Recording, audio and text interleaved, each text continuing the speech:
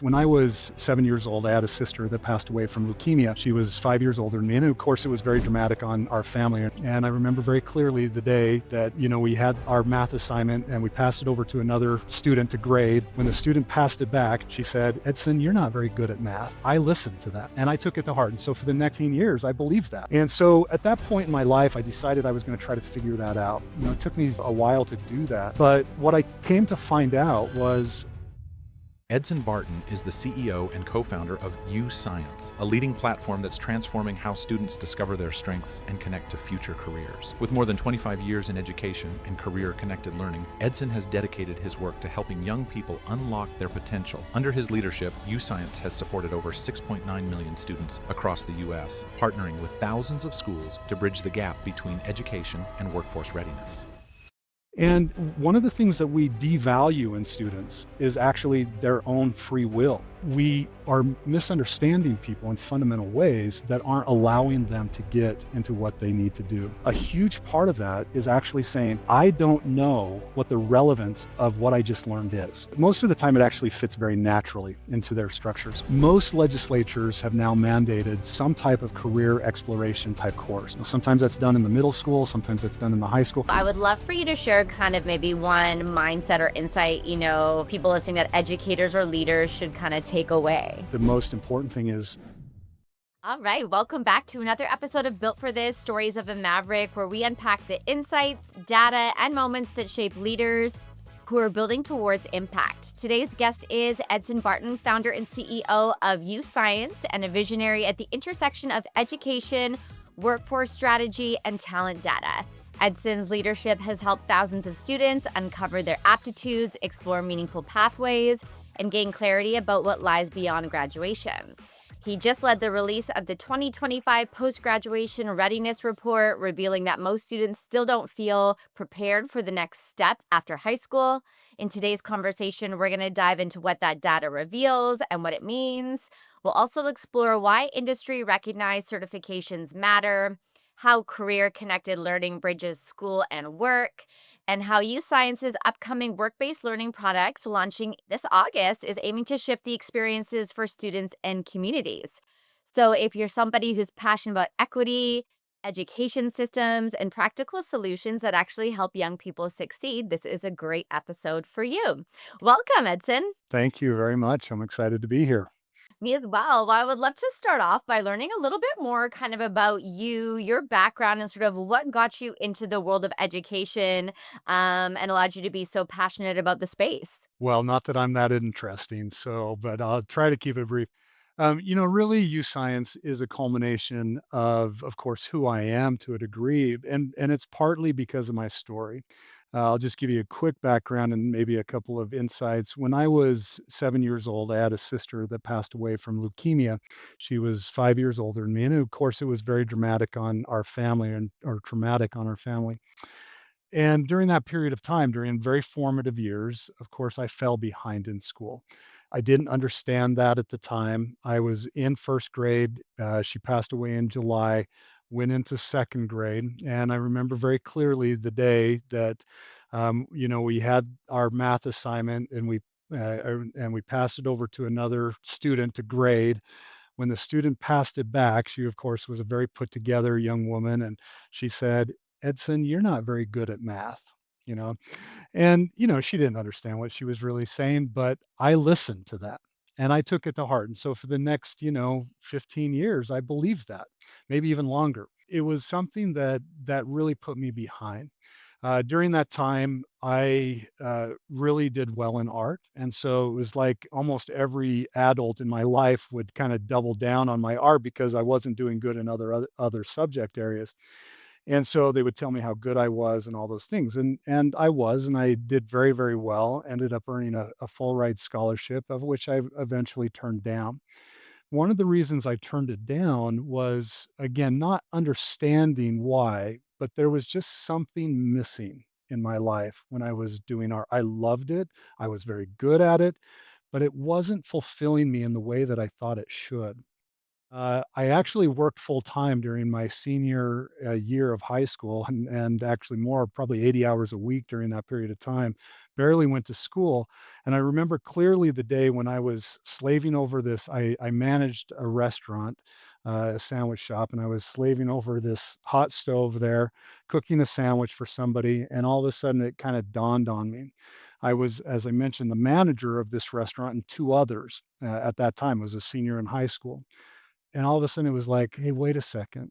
I'm managing the books of the restaurant. I'm managing schedules. I'm managing inventory. I'm managing contractors that would come in and do work on the restaurant.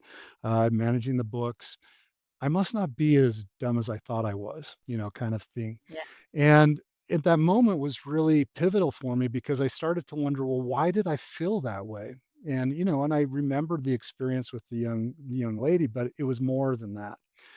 And so at that point in my life, I decided I was going to try to figure that out. It took me a while to do that.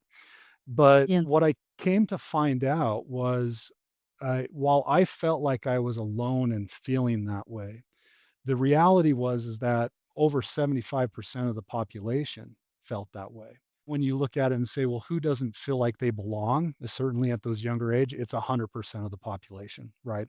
Everybody feels that way, regardless of how popular they are, how good they're doing. You just don't feel that. But in a very real way, for the grades and the system that was set up in education, there's about 75% of the people who just don't fit. And it's not that education is bad. I'm a huge, huge, huge proponent of education, but we are misunderstanding people in fundamental ways that aren't allowing them to get into what they need to do. And over a course of time, I won't bore you with the rest of part of the story, but through some series of work experiences and others, I ended up doing research in the connectedness of career to your education. And that started through certifications. I was part of a research project with Microsoft where they placed a certification into a classroom in a high school setting and to measure the impact of that. And what they found was actually pretty dramatic, and that intrigued me. And so from there on, I started to decide I'm going to figure this out. And the end result of all of it was simply this: that career connected learning, when we truly do that at earlier and earlier stages, it absolutely, positively, without question, impacts positively everything about a student's life. And that's not an Yeah. overstatement. And so, Mm. really, what we've done at YouScience is try to take that concept there and say, how do we make it viable? How do we make career connected learning viable for every single person? Because every single person, we say this internally a lot, every single person has genius. It's our job to help them find that genius and then apply it to their best fit life. I love that so much, and so many pieces of your story I definitely personally connect with, from being the one who's like, "I suck at math." I had a very visceral teacher experience in Math 10 that made me believe, like, "This is not for me. I'm not good at it." Um, and then, different teachers along the way or work experiences that, and again, I managed a restaurant too when I was younger, and like looking like, okay, well, I'm scheduling 50 people. I'm understanding these budgets. And I remember getting things explained to me in different ways, and looking back at my education, I'm like, half the stuff I learned just has zero relevance to whatever I wanted to do, or, not the right framework or setup. So, as soon as I kind of started to begin to understand a little bit more about what youth science is all about, I was really excited, and it kind of almost like riles you up of like, why wasn't this around when I was going to school? It made things so much better. I would have such a better memory or experience of going to school than than what I had. And I want to kind of start off in terms of the readiness report, and then we'll kind of dovetail into all the different pieces of how you kind of, from a political policy perspective and the programs itself. But I mean, just that first stat, of 70% of graduates feeling unprepared for next steps. Like, that's such a massive statement. How do you take that? I mean, education is such a massive problem. So for me, instantly you see that, and I can feel like the overwhelm in my body of how do you tackle that problem? How do you start to make change without going, it's already so broken. How do we fix this? So I'd love to kind of understand, you know, a bit more about the report itself and how you went about it. And then how you start to kind of break that down into tangible steps to create impact. I think one of the foundational principles, I guess, of who I am as well, that kind of leads into your question is that I believe in very practical solutions.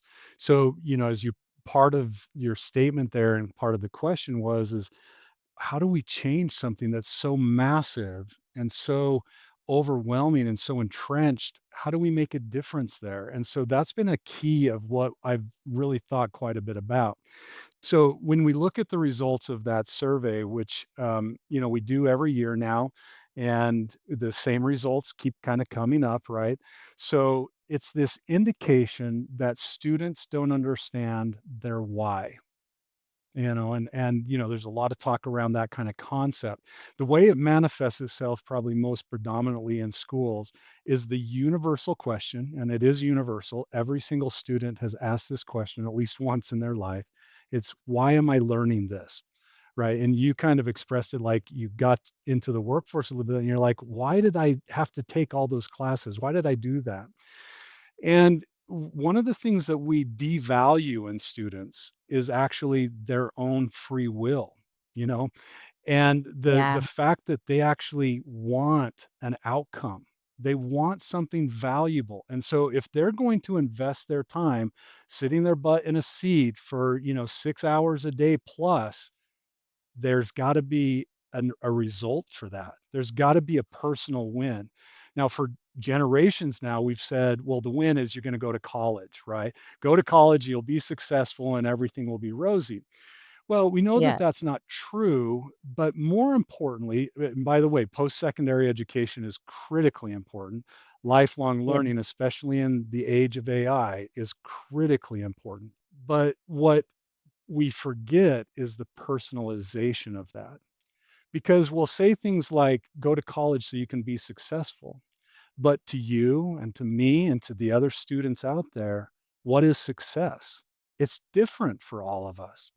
And so, what's important is for us to be able to gravitate to what's important for that individual and say, we're going to help you learn what you need to learn so it's personally relevant to you. And then once we do that, all of a sudden people take off. So when you look at these students who are coming out of high school and the 70 plus percent of them saying, I'm not prepared for the next steps, a huge part of that is actually saying, I don't know what the relevance of what I just learned is. It's not that they haven't learned great things because they have, but they don't understand how it relates. And so it's that personal connection to their future career that's so critical to make that all work together. And it's actually, the second part of your question in that how do we change something that's so massive and feels like such a hard thing to do? Well, the practicality of it is, well, can't we just do better guidance to start with? Help Yeah. make that personal connection and then connect that very succinctly into what that means for a student and their future career. It's actually Hmm. not that hard.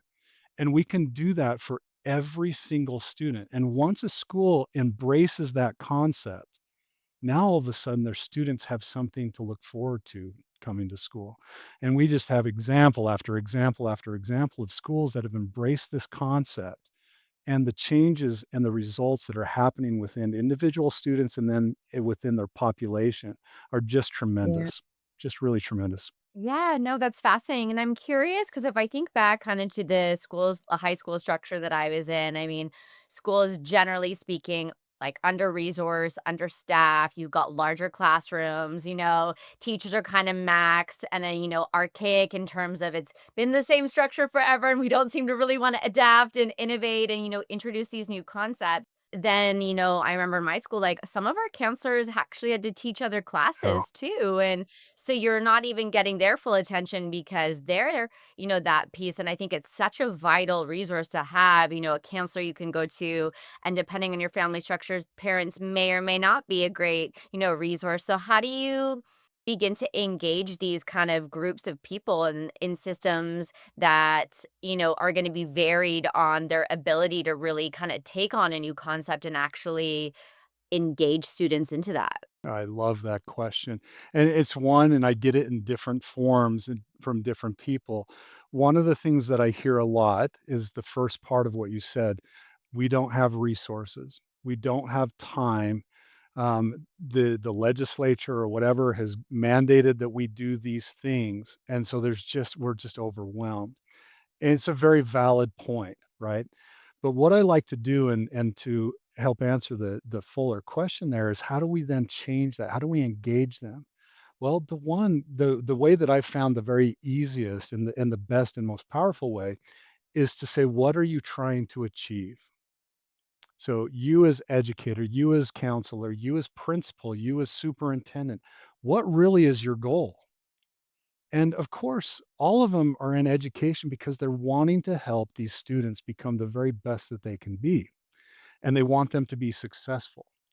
Well, if that is your goal, then filling it with math classes isn't the goal, right? Now, filling time with math classes might be important to helping achieve that goal, but it's not the goal, right? College isn't the goal.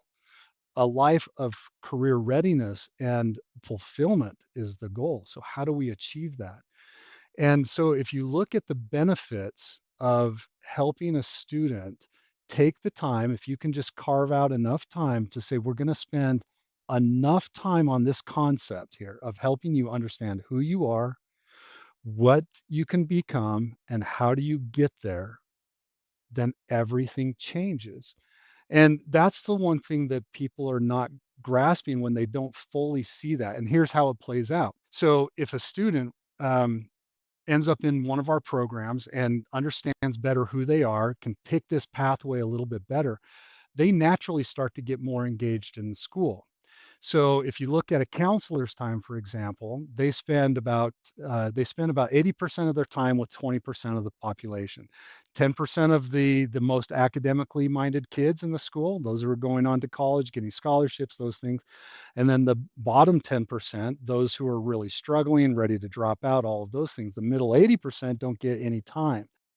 But if I can start to engage students a little bit better and move that population that's really struggling up, and now I don't have to spend as much time with them, I've just freed up time. If I can help answer the question, why am I learning this to a student instead of saying some, offhanded comment that doesn't mean anything to the kid, now I've got a kid who's locked in and they're willing to do the things that they want. So when we're able to do this properly, these are the things that improve. And when I say everything improves, it's literally, but here are some examples. Engagement in schools increases dramatically. Truancy problems go down dramatically. Disciplinary problems go down tremendously. Respect for authority goes up. College graduation, or excuse me, high school graduation rates go up, and not just a little bit if we do this right, by a lot. College enrollment rates increase, college completion rates increases. Students who have issues in their family life, a lot of times we like to blame socioeconomic status and things like that as the problem. But what happens is if students understand where they're going and why they're there, those problems start to fade away. So think of all the things that we do as a school to take care of all of those other problems. It's hours and hours and hours and hours of work that now start to melt away. And we now have the opportunity to focus on what really matters. And if I can really understand, well, look, this kid is going to be an engineer. So, yes, they need to take calculus. But this other kid is going to become a construction worker. Well, he needs to know basic algebra and geometry. Well, now I can really focus that kid instead of just saying you got to take 4 years of math, right? So it Yeah. actually, when you take just a little bit of time, and this is just a principle of life, right? You take a little bit of time Yeah. to structure your life a little bit, structure a project up front, the benefits down the road just compound, right? In a positive Yeah. way. So that is one of the ways that we can do this is helping the educators, including the administrators, understand that they get benefit by doing this as well, and their Yeah. communities do. And it's not a little bit; it's a lot.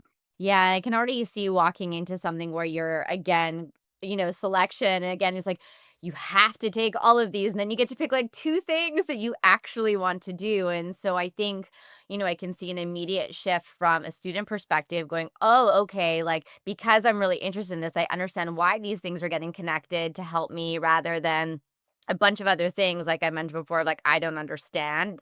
I have no passion or, desire to kind of go in this direction with those courses."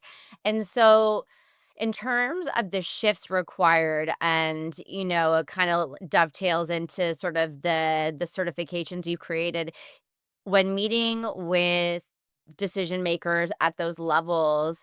How do you come in and, what's kind of maybe the tension or potentially layers that those principals or kind of whoever's at the helm in terms of are you, restructuring how their whole course load is and entering sort of a certification or program of your own? Or sort of how does that kind of start to integrate from a school system perspective? Most of the time, it actually fits very naturally into their structures. And here's kind of what's happening across the nation, and almost universally now across the nation, but not quite. But a lot. Most legislatures have now mandated some type of career exploration type course. Now, sometimes that's done in the middle school, sometimes that's done in the high school, sometimes it's mandated and it's not told where you're going to do it, right? It's just here's a mandate, go do it. Um, but that is becoming pretty ubiquitous now, especially as our economy is evolving and because of the labor shortage and the skills gaps. Businesses are putting pressures on legislators to say, you've got to change something. We're not getting people who are qualified to come out and work for us. So that is a big movement there. So once you have that kind of mandated, now you have the ability to say, okay, well, let's do it in an efficient way, right? Let's do it in the best way possible. So then you can do the guidance piece all within that area. You can help do some exploration and things like that. But now, what about the schools that aren't that way? Well, we've got a lot of different models where people are looking and saying, look, the benefits of doing this outweigh so tremendously any of the negatives that we're just going to carve off time. So some of them are doing it in flex periods. So if schools have flex periods, they'll do it there. A lot of them are doing it in their mandatory social studies or English classes because there's a little bit of flex time in there for different projects. So they're finding these ways to say this is more important to the well-being of this student, and it creates all these positive results that we're going to make time for it. So the school, one way or another, has to make time for it. Now, luckily, again, like I said, most states are starting to move in the direction and understanding that career exploration is actually producing benefits. So they're legislating those things. The next step is, okay, how do we actually make it work for the student? So yeah, it's great to do even with our product, which is the best one out there possible. But even with that, if the kids aren't going back to it, if the educators aren't referring back to it, then there's limited value there. So one of the next ways is to have all of your educators go through the same process and staff, everybody. And what we've seen is that because uh, when they go through that, they start to see themselves in a different way. And very literally, we have a lot of people are like, yeah, I'm in the wrong profession. Now, I'm too far into it. I'm not going to change, but wow.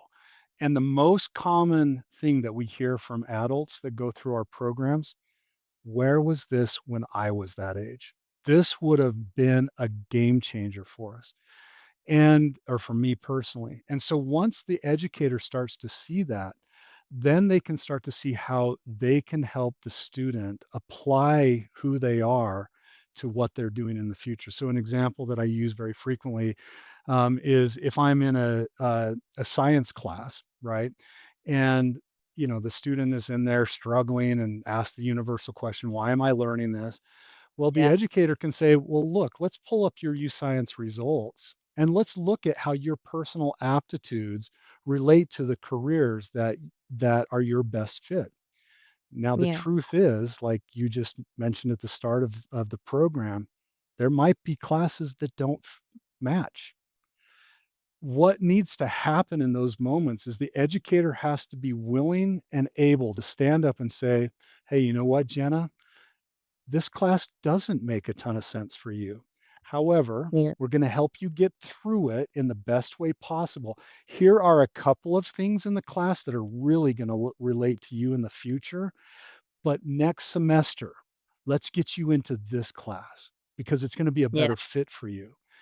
All of a sudden now, everybody in the ecosystem is empowered to help that student in a much more natural and conversive way and personal. That makes a big difference in how we do this. Yeah, no, I love that.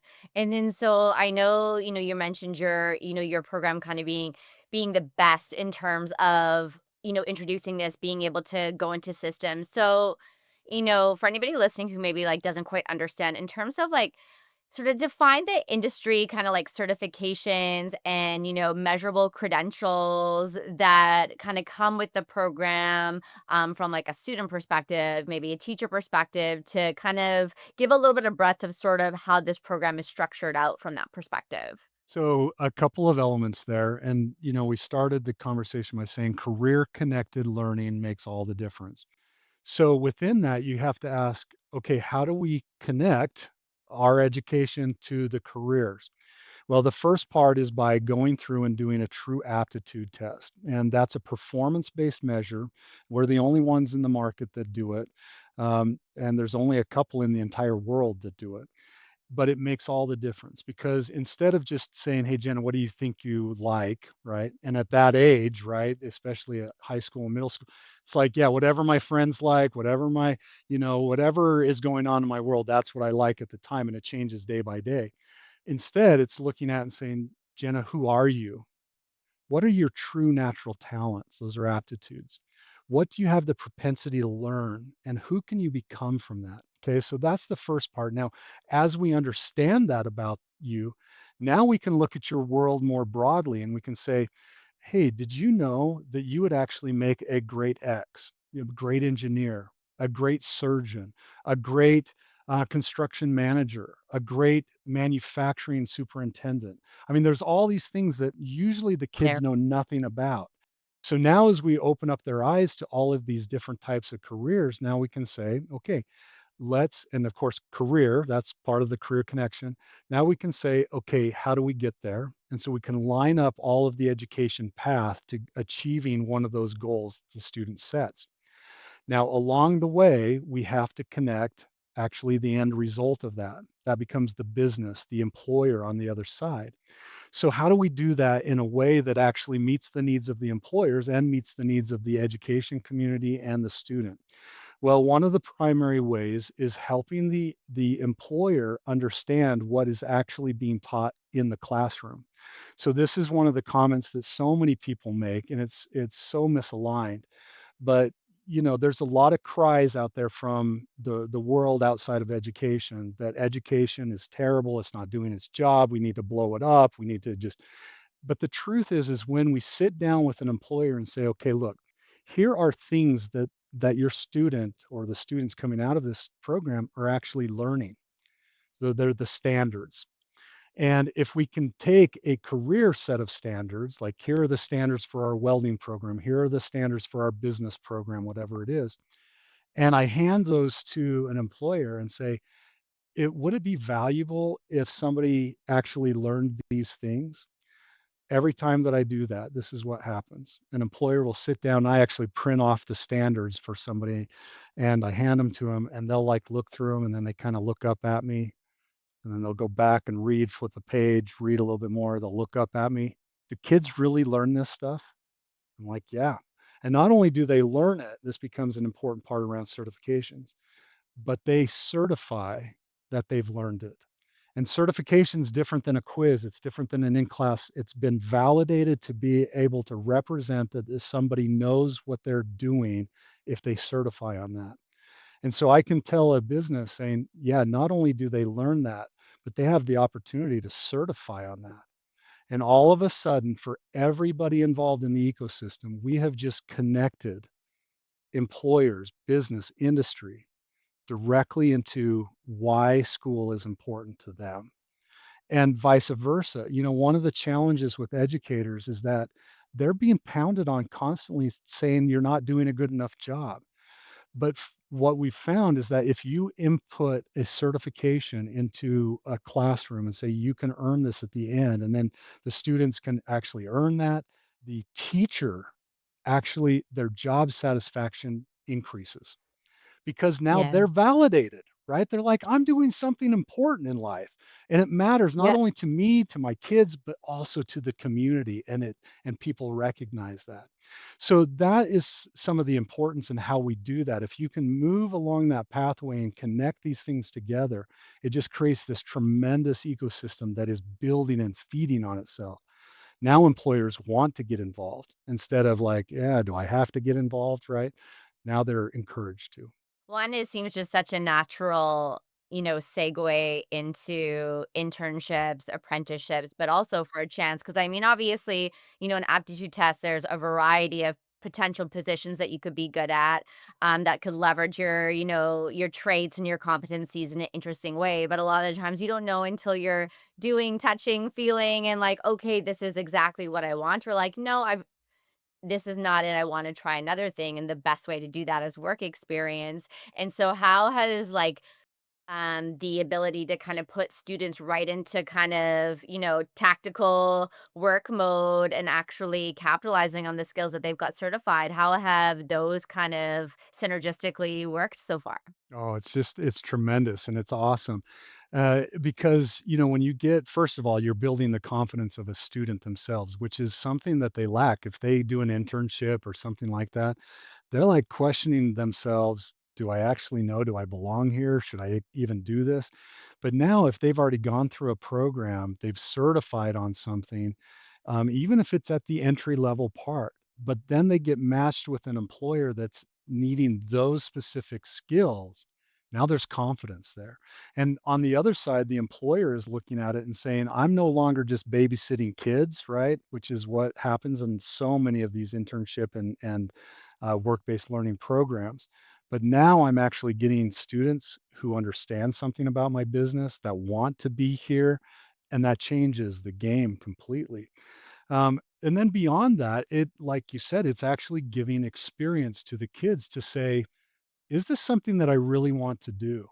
One of the things that I think is the worst case scenario. Well, two things. One is there's been a longstanding study that has been done by the Federal Reserve of New York, and they found that up to 75% of college graduates will never work in a field related to their major. Now, there have been other studies done that have shown lower percentages than that, but still, I think the lowest one is around 50%. I mean, that's incredible. 50% of what I spent 4 plus years to do, I'll never work in. And then you put it in terms of this, so kind of longstanding knowledge that there are certain professions that have higher suicide rates, right? Dentists and doctors tend to be in the higher parts of those. Well, think about it from this perspective. So I'm a kid, and for whatever reason, I don't know why, but I thought I'm gonna be a doctor because I make lots of money, right? So I think all through high school, I'm gonna become a doctor. I go into college and I want to become a doctor. But what do I do in college? Well, I take general ed courses, a little bit of science courses, but what I'm not doing is actually doing things in the medical field, right? And then, especially it's for a dentist, right? So I finish 4-year degree, and finally I get into my program that I'm going to start actually doing something real with. But the first year is all theoretical, right? Yeah. And then finally, the second year, and I've spent tens of thousands of dollars, sometimes hundreds of thousands of dollars. And finally, for the first time, I put my hands in somebody's mouth. Yeah. And all of a sudden, I'm like, this sucks, right? For the right person, it's golden, right? They Of love it. course. But for some people, it's like, I have to do this for the rest of my life. Yeah. And they realize I'm too far into it, so I can't get out of it. That's a wrong mindset, but they think that. And so then they stick with it. It's drudgery for them, right? And they don't like it. And that plays out all across America, right? Gallup does tremendous surveys every single year about the health, kind of the mindset mentality of workers, and it's tremendously low. Yeah, I can think of so many like people I know who went to school to become lawyers and become a lawyer and in their apprenticeship or the first year they're like, I hate being a lawyer. Or they either have a values misalignment or like, I can't believe I went through all that school just to find out that they're still valuing, 150-hour work weeks. There's like partners drinking all the time because they're so stressed out. They're unhappy in their marriage. And like, I don't want that. And so they have to figure out how to pivot with a legal degree because they don't want to go back to school after all that school. And like, okay, what do I do now? It's so hard, and I talk to professionals all the time that are in that. Every one of us knows people that are in that situation. One of my favorite, probably, kind of watershed moments for me when I was going through college, I actually worked doing a truck run. So, but anyway, we partnered with the post office as contractors, and in this huge mail facility that I would go into and help with, get things ready, there was these workers that were kind of off in the distance, and they were sitting at this platform kind of raised up.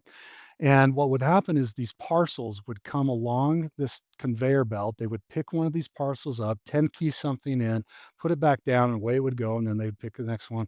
And that's all they did all day long. Now, I looked at that and I was like, that's the definition of hell right there. Right. But as I worked there longer, I finally, we became friends with some of that worker group. And one day I was like, "Hey, do you like your job?" To one of they were talking in a group, and one of the guys, it totally surprised me. I was expecting them to say, "No, I hate this," right, all that. And this guy lit up, and he just said, "I love my job. This is the best job I've ever had." He's like, "I come into work, I do something that I'm really good at all day long, but I put on my headphones." At that time, it was the Walkman. I put on my Walkman. I can listen to my tunes all day long, books on tape, back again, Yeah. tape players back then. But he's like, and then at the end of the day, I hang up my apron, I hang up my headphones, I go back to my family. I'm earning a good wage, I have a pension in place. Yeah. I can spend all my nights with my family, all my weekends with my family. I love my job. Yeah. It shocked me. And right there, it was one of those moments where I was just like, okay, there's got to be a better way, right? We have to find success, like that success, happiness Yes. for every person. No, that makes a ton of sense, and I think it's something that the world is in such need of and shifting, and again, I always say when people are like, "Oh, that person's so successful," I'm like, "Well, success is subjective, and, what are you measuring by?" And, I've met some very, very successful people, they're wealthy, but they are not happy, and, like, we've kind of shifted the world's view of, like, to be successful means you have lots of money.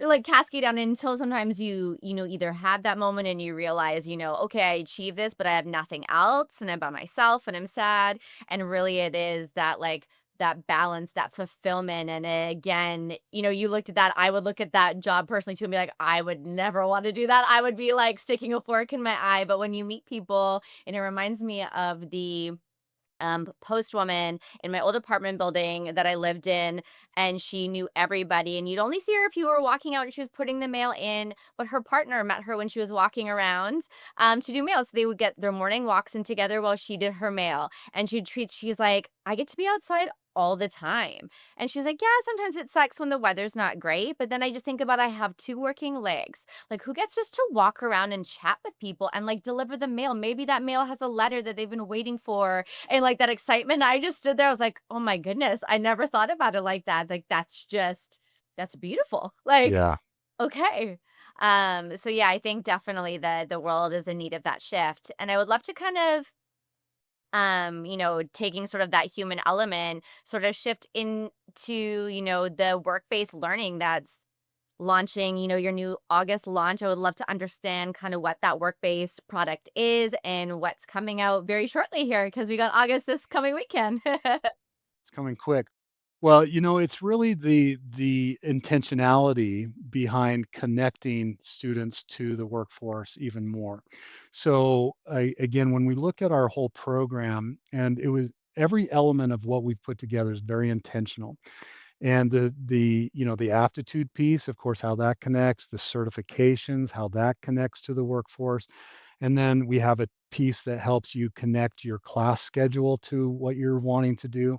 So now the kind of this one piece here is how do we help connect students in a more intentional way to experiencing the world of work broader? Now, work-based learning can mean a lot of different things. So it can mean everything from an internship, externship, that type of thing, even apprenticeship. But it also can mean, bringing an expert into the classroom to help do something. Now, one of the things that I always tell educators and employers when they're trying to do these types of things is don't just do general things. Students don't care about you coming in, if you're an employer coming in and just talking about your business.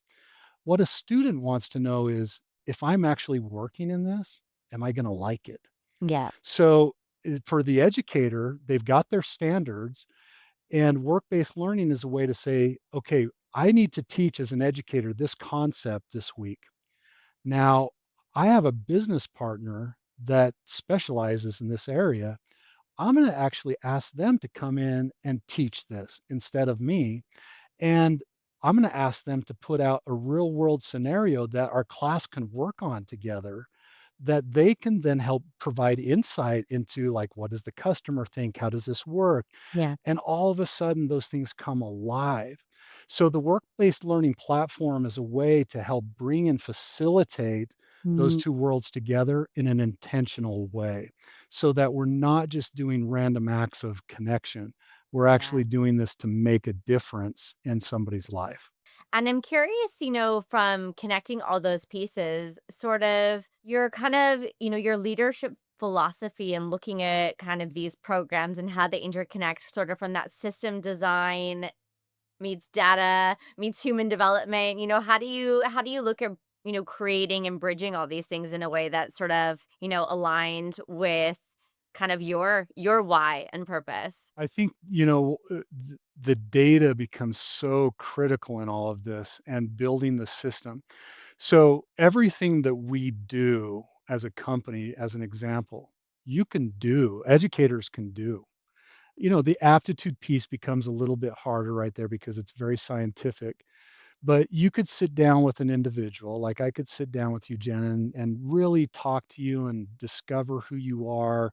And we could get pretty close, to some good outcomes for you and understanding. And then I could go and look up businesses and connect you directly with those businesses. And I could work on systems, just within my own classroom to bridge learning there, but it's very time intensive and it's something that doesn't work at scale. So I might be able to do that with one student, maybe two, but I can't do it with a class of 30 kids. And then the other aspect of that is, there are great, great programs out there. But those programs are almost always built on an individual. They're that individual teacher, or it could be some just gung ho person in the workforce that's like, I'm going to connect with my local school. But invariably, that person goes away. And all of a sudden, that entire program crumbles. So, what's critical is having an ecosystem that is independent of those people that can support those people when they're doing great. But when they're gone, it can support people who aren't that type of person still.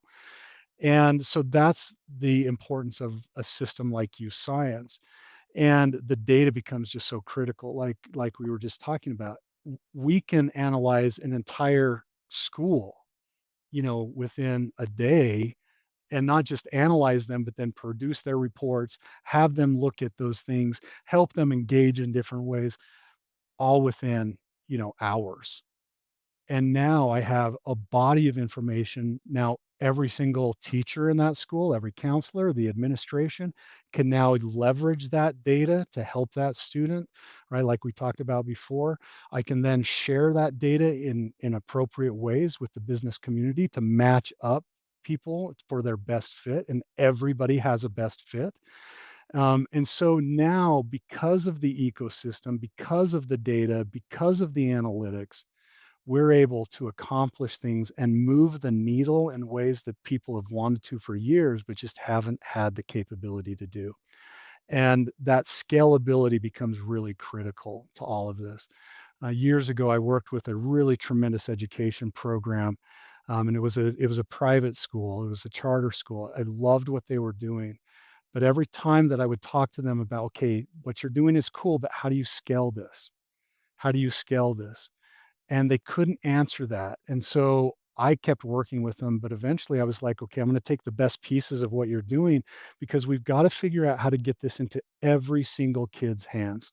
It's too important to leave people out.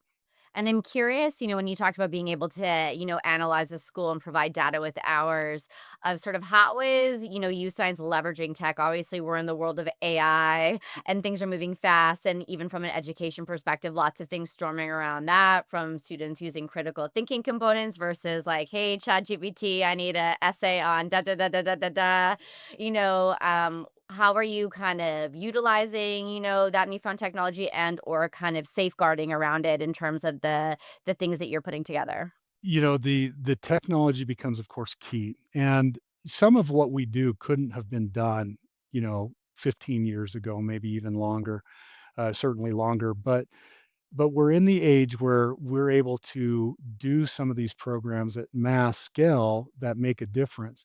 So how do we then protect it? How do we use it properly? Well, one of the ways is by leveraging the data about what we know about you and being it through our algorithms and through using AI and other tools, we're able now to match you up with a larger selection of what's possible. That's just one example of that. So, in the years past, and what still happens in most schools, is that a student comes into a counselor, for example, and the question that they have to ask is, "Okay, what do you like to do?" And most counselors will tell you the student just kinda looks at them like, "I don't know." And so then the counselor spends 10 minutes trying to drag this out, and the counselor only has 20 minutes with each kid. And so by the time it's kinda done, it's like, "Yeah, okay, well, let's just get you into some classes." Well, now at a moment's notice, right, I can pull up the data based on all of these algorithms, and as a counselor, the other challenge with a counselor is tasked with knowing a lot of stuff Yeah. which they don't know, right? So if I'm sitting there with a kid on the other side and trying to help them understand what's possible for them, the teacher still only knows certain jobs that are available. They don't know what's available in the wider world. I studied this, so this is my life. I barely know what's available out there in the world, right? Yeah. So now using these algorithms, I can match that student up very specifically with this larger world. And now as a counselor, I can sit across and say, "Oh my goodness, Edson, you have the talent to do this amazing career. Did you know that?" Yeah. And the kid's like, "No, I had no idea," right? "Well, yeah, you can do this. And oh, by the way, you can do this, which is in a totally different field. What kind of field do you think would be better? Do you like animals? Do you like music?" Right? Well, wow, you as if you had the accounting skills, for example, you could do that in any one of these careers. Yeah. Let's get you kind of going down this path. Within moments, I can have that conversation with a kid and now I can spend the rest of the time trying to help that kid engage better in the school and Yeah. with their classes, with their parents, in just more meaningful ways. So those are examples. The safeguards on that is, of course, putting it into a container that is safe. Yeah. And the nice thing about most of the large language models is that you can do that. So you can kind of compartmentalize what you need to do for your job, take some of the very best of these AI tools, and then wrap them around what you're trying to accomplish and then guide it towards that. So you can actually do it in a very, very safe way. And the other thing that people will ask about is what about PII or personal information from an individual? You don't want to share that with the world. And that's very easy to do as well, because now we can connect people in a very safe environment, in an online environment first, get some exposure on both sides. And then if everybody is fine with that, then you can start making those connections. That's only possible through these models that we now have. Just wasn't even possible before. And I'm curious, are the schools then able is it kind of like they get a customized version of your platform, or do you help them sort of create the kind of framework in order to kind of house this data structure to be able to leverage it to make decisions? Yeah, it's more of the latter, Yeah. but there is some customizable pieces. So as an example, if a rural school has purchased our program this is very stereotypical here, but if I was to say, okay, well, they don't have any computer science educators in that area that are really viable. But I have identified now that there are 40 kids in my school that have tremendous talent for those types of jobs. What am I going to do? Right. And so at that point, we're able to help the school make some real decisions about how do I facilitate that? Or what are some programs that I do have that might help the student progress along that pathway but is in a side area. But now I'm doing it intentionally. It also gives the school an opportunity to say, well, you know what? For that's a big population, 40 kids. Yeah. Let's go and look for an online resource, right? Right. That we could maybe do in this area and supplement what we're doing here in the school. So it really opens up these opportunities for the schools to be able to look more precisely at their populations and help facilitate those in proactive, knowing ways rather than the other way around, which happens all the time. Like in my area, growing up, I've lived in the same area since I was a child, and it was very agrarian when I was young. And so a lot of the high schools had a lot of, programs that were around agriculture. Well, today that's not the case, right? Agriculture is a tiny, tiny fraction of our workforce today and our culture. Technology is a huge part of it. But still, a few years ago, one of our newer high schools that was built a huge ag program building and expenses, and they only put in about 50 computers in a computer lab. And so and it was just this mindset that somebody, in administration, trying to do the best that they could, but they didn't have the data as to what was necessary for both the population and our economy. And therefore, they made some really bad decisions about how to build out the school. It quickly changed as the community, kind of had an uproar about it. But it was a lot of expense, a lot of cost that went to waste there. And I would kind of love to, hear from you in terms of sort of, you look forward, sort of what's your vision in terms of, education, meeting that real world opportunity and, being able to really expand and scale, your certifications and ecosystems. Well, one of the ways that I think it's going to happen naturally because of the pressures that are happening from the workforce.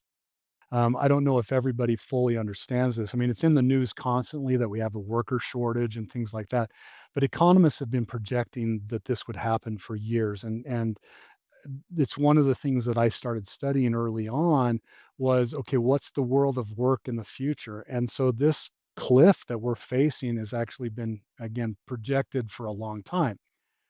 So naturally what it's doing is it's the economy is forcing the schools in some ways to reckon with this idea that I have to provide a better, more structured, career-oriented education.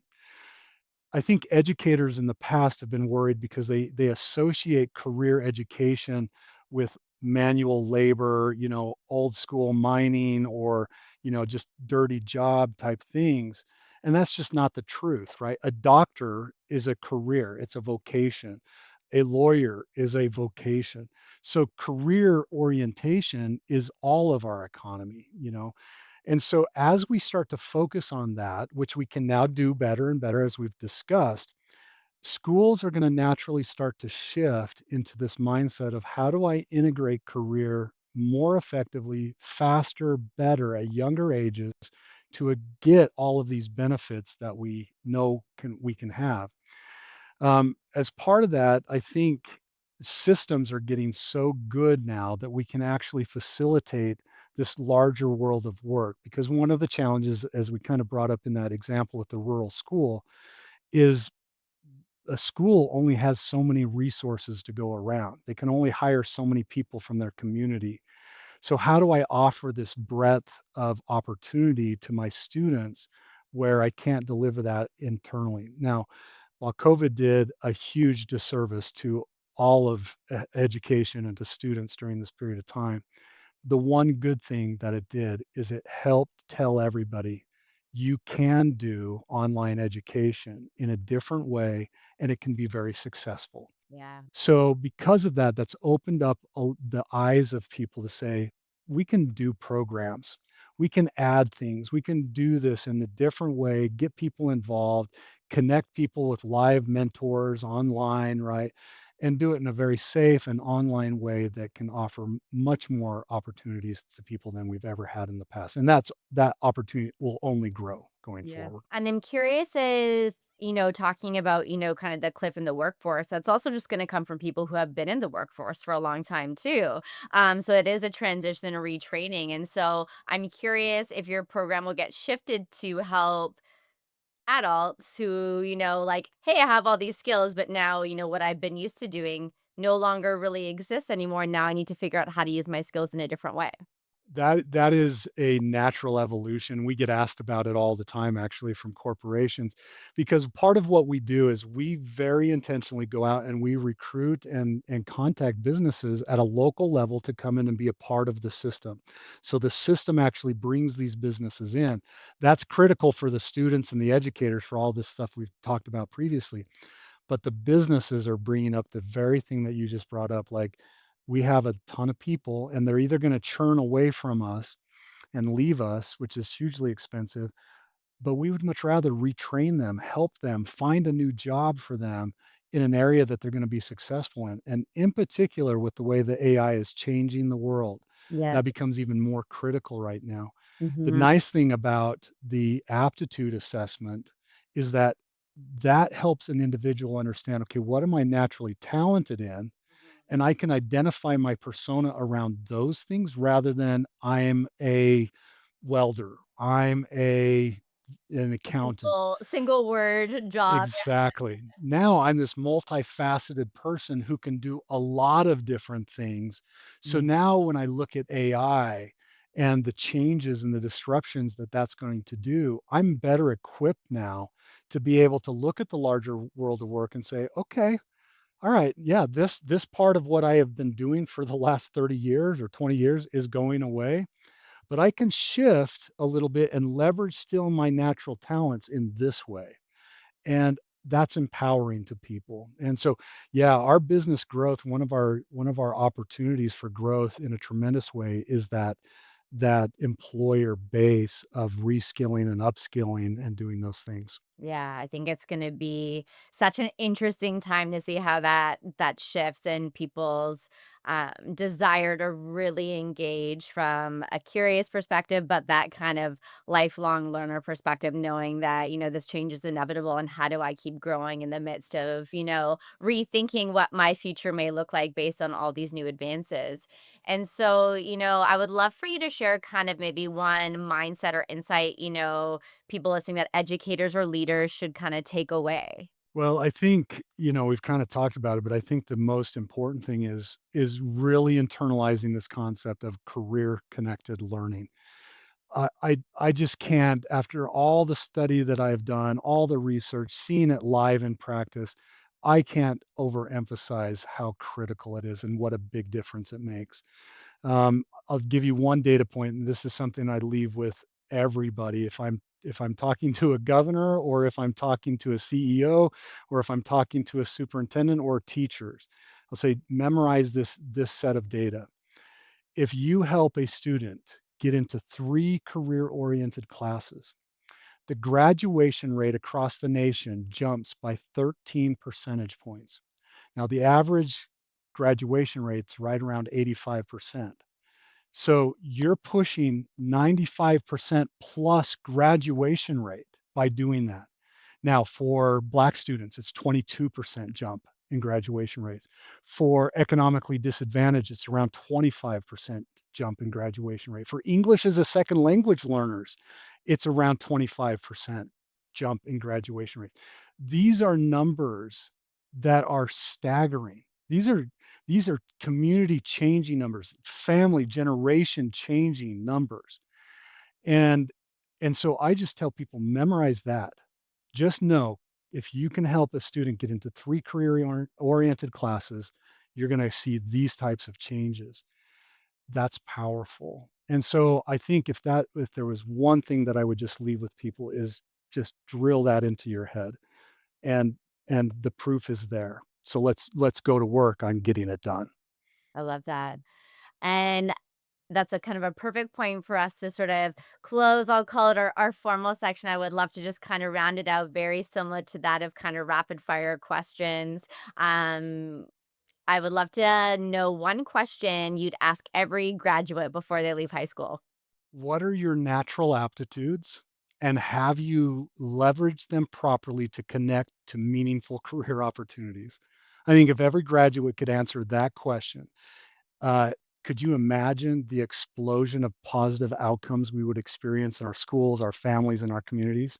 I mean, just we've talked about it, it would change the world. And so I think that would be the one single question I'd ask. Yeah, a lot of clarity and ability to choose from that for sure. Career cluster or certification pathway, what excites you the most right now? Certification pathway by far. And the reason is that the alignment of a student's personal education experience directly to a student's personal future career, that course level certifications, aligning that are just so powerful to make these connections real and tangible for students. And as we've talked about, making that connection real is really what changes people's lives. And so certifications do it in such a unique way because they're connecting a smaller set of skill to a very specific, tangible outcome for an employer. So it's just so powerful that way. Yeah, I love that.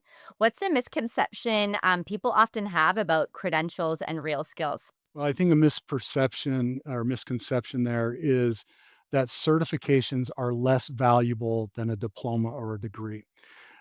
Employers have an incredibly hard time quantifying the value of a degree or a diploma. So, for example, the same degree, say a marketing degree, which is what I came out of college with, um, from if I got the marketing degree from the same university, but there were two students that learned it from different professors at the different times, those two students could come out with totally different results and outcomes.